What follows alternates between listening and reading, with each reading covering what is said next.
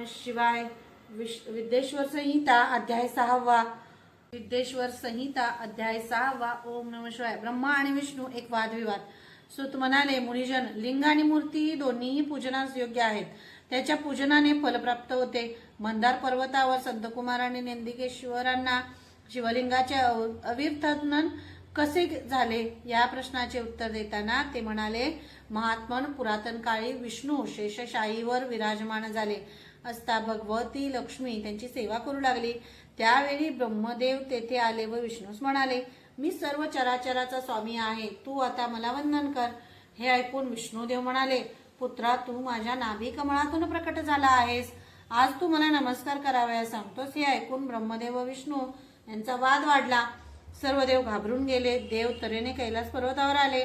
भगवान शंकर तेथे विराजमान होते। देवाने विष्णू आणि ब्रह्मदेव यांमधील संघर्ष कथन केला। विद्येश्वर संहिता अध्याय 7वा। ओम नमः शिवाय। शिवजींचा निर्णय। ब्रह्मदेवापेक्षा विष्णू श्रेष्ठ। शंकरांनी देवाला अभय दिले आणि ते विष्णू व ब्रह्मदेव यांच्याकडे आले। भगवान शंकर आल्यामुळे दोघांचा वादविवाद तेथेच थांबला गेला। त्या ठिकाणी तेजस्वी अग्निमय स्तंभ भगवान शंकरांनी निर्माण केला। हा स्तंभ खाली कोठेपर्यंत आहे हे पाहण्यासाठी विष्णूस आज्ञा केली आणि वर कोठेपर्यंत आहे हे पाहण्यासाठी ब्रह्मदेवास सांगितले। दोघेही त्या दिव्य अग्निमय स्तंभाचे मूळ व वरचे टोक शोधण्याचा प्रयत्न करू लागले। विष्णू त्या दिव्य स्तंभाचे मूळ शोधू लागले, पण त्यांना त्याचा शोध लागला नाही। त्यांनी शंकराकडे परत येऊन सांगितले की मला त्या दिव्य स्तंभाच्या मुळाचा शोध लागला नाही। ब्रह्मदेव हा स्तंभ किती उंच गेला आहे याचा शोध घेण्याचा प्रयत्न करत होते।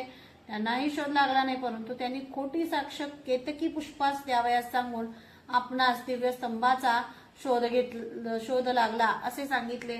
भगवान शंकरांनी हे सारे जाणले होते। त्यांनी ब्रह्मदेवास सांगितले की या दिव्य स्तंभाचा शोध लागणे शक्य नाही, तरी तू खोटं बोललास। आता मी माझे सर्व अधिकार विष्णूस देत आहे।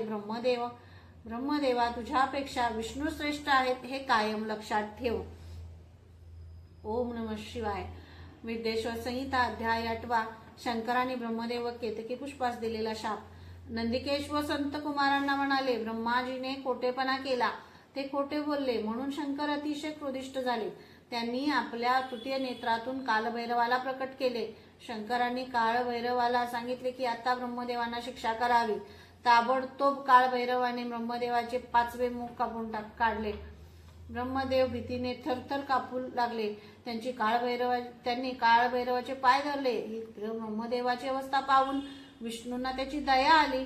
त्यांनी शंकरांना सांगितले की आपण क्षमाशील आहात, तरी आता ब्रह्मदेवाचा अपराध पोटात घालून त्यांना क्षमा करावी। भगवान शंकरांनी विष्णूची प्रार्थना ऐकली। शंकरजी म्हणाले, हे ब्रह्मा, तू आपला मोठेपणा सिद्ध करण्यासाठी खोटे बोललास। आता पृथ्वीवर कोणीही तुझी पूजा करणार नाही, तुझे मंदिर देखील कोणी बांधणार नाही, तुझा उत्सव देखील कोणी करणार नाही। हे उद्गार ऐकून ब्रह्मदेवांनी हात जोडून क्षमा करण्याची विनंती केली। शंकरजी म्हणाले, तू क्षमा याचना केलीस म्हणून तुला वरदान देतो की तू यज्ञाचा आचार्य होशील। तुझे स्मरण केल्याशिवाय कोणताही यज्ञ पूर्ण होणार नाही, एवढे वरदान मी देतो। यानंतर भगवान केतकी पुष्पाला म्हणाले, दुष्टा, तू आता येथून निघून जा। मी तुला माझ्या पूजेतून वर्ज केले आहे। यापुढे मी कधी देखील तुला स्वीकार करणार नाही। ते ऐकून पुष्पास अतिशय वाईट वाटले। त्यांनी शिवजींची क्षमा मागितली। त्यावेळी भगवान शंकर म्हणाले, तू खोटी साक्ष दिली, ही गोष्ट चांगली केली नाहीस। या जगात खोटेपणा काही चालत नसतो। खोटी साक्ष देणाऱ्यास शिक्षा ही मिळाली पाहिजे। मी तुला कधी देखील धारण करणार नाही। तुला तुझ्या खोटेपणाचा पश्चाताप झाला आहे, त्यामुळे तुझा विष्णू आदी देवदेवता स्वीकार करतील एवढे सांगतो।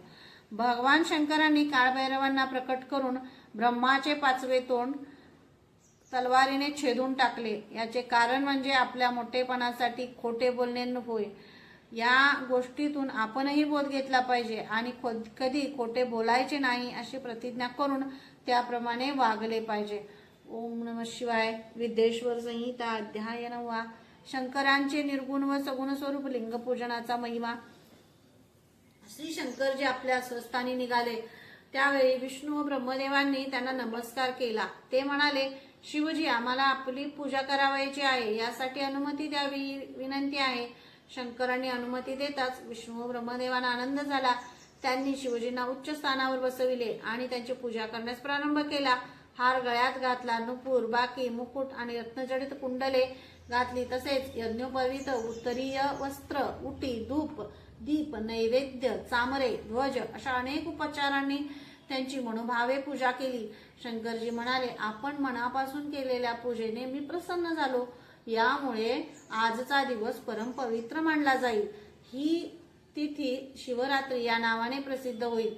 त्या दिवशी लोक उपवास करून ब्रह्मचर्य पाळून माझ्या लिंगाची अथवा मूर्तीची पूजा करतील.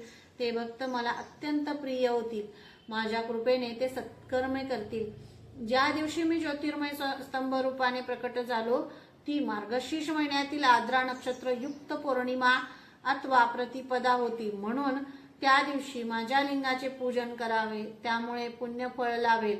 तुमच्या युद्धस्थानी मी अग्निमय स्तंभ रूपाने म्हणजेच लिंग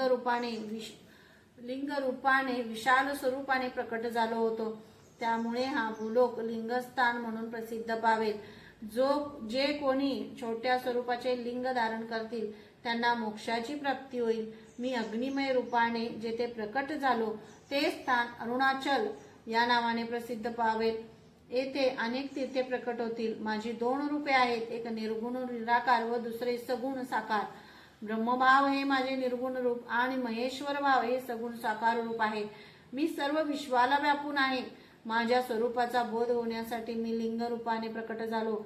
माझे साकार मूर्ती स्वरूप माझ्यातील ईश तत्वाचा आणि निराकार लिंग स्वरूप माझ्या ब्रह्मस्वरूपाचा बोध करून देते. जो माझ्या लिंगाची स्थापना करून माझी नित्याने आराधना करतो त्याला विश्वातील सर्व गोष्टीत माझी अनुभूती येते. ओम नमः शिवाय. ओम नमः शिवाय. विद्येश्वर संहिता अध्याय 10. प्रणव पंचाक्षराचा महिमा. ब्रह्मदेव विष्णू यांना मंत्रोपदेश. नंदिकेश्वर संतकुमारांना म्हणाले, शिवजींनी ब्रह्मदेव व विष्णू यांना आपले सगुण व निर्गुण रूपाचे रहस्य सांगितले. लिंग पूजेचा महिमा वर्णन केला. त्यांनी शिवजींना विचारले, शिवजी, सर्जन, पालन, पोषण, संहार, तिरोभाव व अनुग्रह ही आपली 5 नित्यकर्मे आहे, तरी त्याचे सविस्तर वर्णन करा. भगवान शिवजी म्हणाले, विश्वाची निर्मिती होणे म्हणजेच वस्तू मात्र आकाराला येणे, यालाच सृष्टी म्हणतात. पोषण आणि संरक्षण यामुळे विश्व हे सुस्थिर राहते, याला पालन स्थिती म्हणतात. याचा विनाश होणे म्हणजे संहार होणे. प्राणांचे उत्क्रमण होणे याला तिरोभाव म्हणतात. माझ्या अनुग्रहाने संसारातून मुक्त होता येते. पृथ्वीमध्ये सर्जन, जलामध्ये पोषण, अग्नीमध्ये संहार, वायूमध्ये तिरोभाव आणि आकाशामध्ये अनुग्रह आहे. ब्रह्मा व विष्णू तुम्ही दोघांनी महान तपश्चर्या करून मला प्रसन्न करून घेतले आहे. त्यामुळे तुम्हाला सृष्टी निर्मिती व पालन पोषण याचे अधिकार दिले आहेत. अशाच प्रकारे माझे विभूती स्वरूप असलेले रुद्र व महेश्वर यांनी अनुक्रमे संहार व तिरोभाव ही 2 कार्ये प्राप्त करून घेतली आहेत. अनुग्रहाचा अधिकार मी कोणाला दिला नाही, कारण मी स्वतः मोक्ष स्वरूप आहे. परम कल्याणकारी एकाक्षर मंत्राला ओमकार असे म्हणतात. हा सनातन मंत्र माझ्या मुखातून प्रकट झालेला आहे. हा माझ्या स्वरूपाचा बोध करतो. ओंकाराचे स्मरण हे माझेच स्मरण होय. हा संपूर्ण चराचर विश्वाला अंतर्बाह्य व्यापून आहे. हा शिव व शक्ती या दोघांचा बोधक आहे. यातूनच ओम नमः शिवाय या मंत्राची निर्मिती झालेली आहे. हा षडक्षरी मंत्र माझ्या सगुण साकार रूपाचा बोध करून देतो. यातूनच मातृका वर्ण अर्थात मुळाक्षरे वगैरे निर्माण झाली. शिरोमंत्रासहित त्रिपदा या गायत्री ही यातूनच उत्पन्न झाले. गायत्रीतून वेद प्रकट झाले. वेदातून अनेक मंत्र निर्माण झाले. प्रणव आणि पंचाक्षरी मंत्राने विविध गोष्टी प्राप्त होतात. हे दोन्ही मंत्र भुक्ती मुक्ती प्रदायक आहेत. भगवान शंकरांनी ब्रह्मा व विष्णू यांच्या मस्तकावर हात ठेवून 3 वेळा प्रणवाचा उच्चार केला. शंकरजींनी त्यांना दीक्षा दिली, आपले शिष्य म्हणून स्वीकारले. ब्रह्मा व विष्णू म्हणाले, हे शिवजी, तुम्ही साकार आणि निराकार आहात. तुम्ही सर्वांचे स्वामी आहात. तुम्हाला नमस्कार असो. तुम्ही प्रणवलिंग स्वरूप आहात. तुम्हाला 5 मुखे आहेत. तुम्ही सर्जनादी पंचमहाकर्मामध्ये अत्यंत प्रवीण आहात. तुम्ही अदृश्य सूत्र संचालक आहात. तुमचे गुण आणि शक्ती अनंत आहे.